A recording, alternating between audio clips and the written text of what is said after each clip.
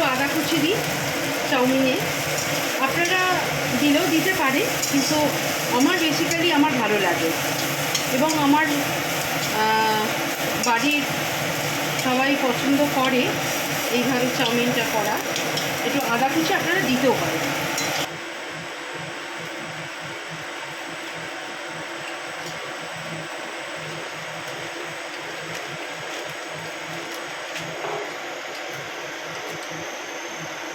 এই হচ্ছে chilli sauce.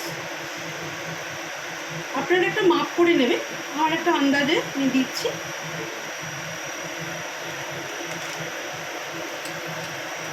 ঝাল যারা খেতে পারেন না তারা স্কিপ করে যাবেন, না দিলেও চলে চিলি সস।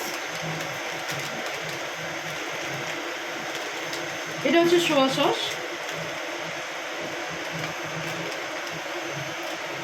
এবার এটাকে ভালো করে আমি ব্লেন্ড করব।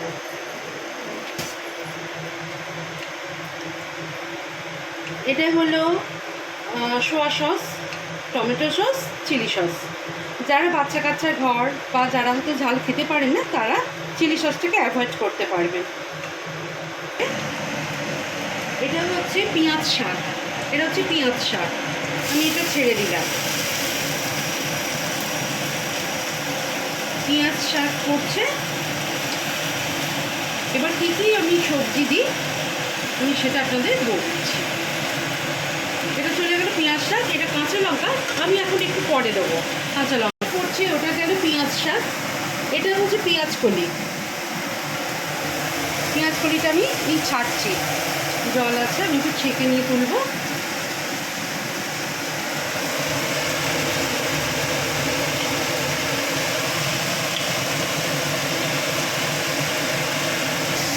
হালকা করে একটু নুন দেবো, পরে যখন চাউমিনটা দেবো লাস্ট ফিনিশিং বুঝে দেবো নুনটা। এই হালকা করে একটু নুনটা দিলাম। ডিম ছাড়বো। এটা ভাজা হয়ে গেলে আর একটা সবজি দেবো।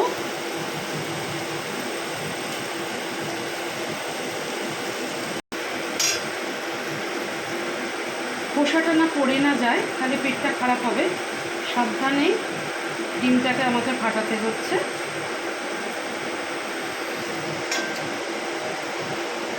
এতে দিলাম, অতিরিক্ত তেলটা তো খাওয়া ভালো না, আমি জল দিয়ে সবজিগুলোকে একটু ভেজে নিয়ে নরম হওয়ার জন্য সেদ্ধ করছি। আমি হালকা গোলমরিচ দেবো যাতে ঝাল না হোক।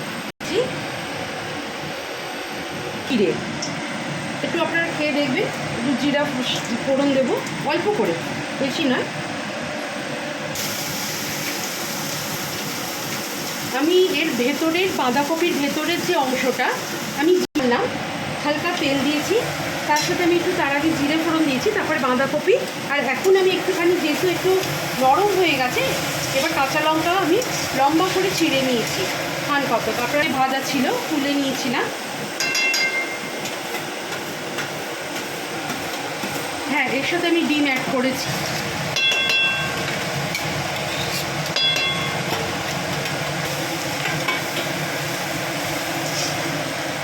এবার আমি চাউমিনটা ছাড়বো।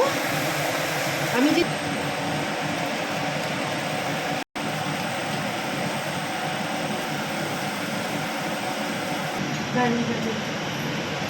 আমি এই চাউমিন মশলাটা দিলাম।